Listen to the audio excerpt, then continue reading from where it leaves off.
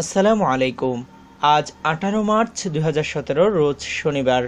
ATV Bangla সংবাদে স্বাগত জানাচ্ছি আমি হাসান হাফিজ। শুরুতেই সংবাদ শিরোনাম।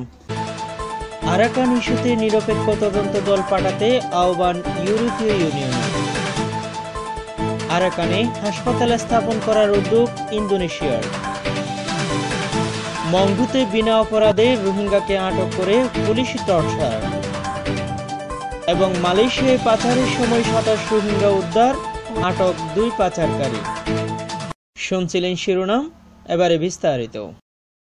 বার্মার সামরিক বাহিনী কর্তৃক আরাকানে রোহিঙ্গা মুসলমানদের বিরুদ্ধে ক্লিয়ারেন্স অপারেশনে সংগঠিত হত্যাকাণ্ড, ধর্ষণ, উচ্ছেদ ও ঘরবাড়িতে অগ্নিসংযোগের সঠিক তদন্তে একটি নিরপেক্ষ দল বার্মায় প্রেরণ করতে জাতিসংঘকে আহ্বান জানিয়েছেন ইউরোপীয় ইউনিয়ন।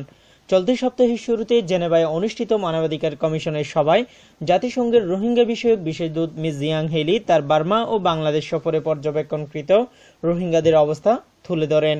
একই সাথে রোহিঙ্গাদেরকে হত্যা ও ধর্ষণ তদন্তে আরাকানে একটি স্বাধীন ও নিরপেক্ষ তদন্ত দল পাঠাতে জাতিসংঘকে অনুরোধ জানান। এ সময় গুটি কয়েক দেশ ও সংগঠন এর বিরোধিতা করে, তন্মধ্যে ইউরোপীয় ইউনিয়নও ছিল। তবে সভা শেষ হওয়ার 3 দিনের মাথায় ইউরোপীয় ইউনিয়নও রোহিঙ্গা ইস্যুর সুষ্ঠু সুরাহার গুরুত্ব অনুধাবন করে নিরপেক্ষ তদন্ত দল পাঠাতে জাতিসংঘকে আহ্বান জানিয়েছেন। আরাকানের অসহায়দের সেবার জন্য দাতব্য হাসপাতাল স্থাপনের উদ্যোগ নিয়েছে ইন্দোনেশিয়া।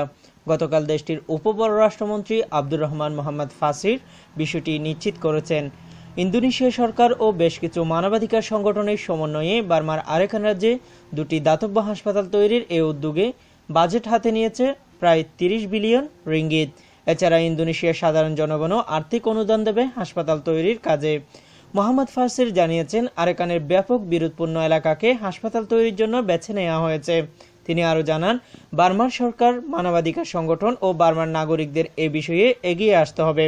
তিনি বলেন, 2টি ভিন্ন এলাকায় হাসপাতালগুলো প্রতিষ্ঠা করা হবে এবং এতে করে মুসলিম ও বৌদ্ধ ধর্মাবলম্বীরা সেবা পাবে। মংডুতে বিনা অপরাধে এক রোহিঙ্গাকে আটক করে ব্যাপক টর্চার করেছে পুলিশ। সূত্র জানিয়েছে, গতকাল সন্ধ্যায় মংডুর নাগপুরা ইউনিয়নের খেয়ারি পারাঙে এ ঘটনা ঘটে। ভিকটিম স্থানীয় আমিনুল্লাহর পুত্র হাসিম। প্রত্যক্ষদর্শীরা জানিয়েছে, টহলরত সেনাবাহিনীর সদস্যরা সামনে পেয়ে নিরপরাধ হাসিমকে আটক করে পুলিশের হাতে তুলে দেয়।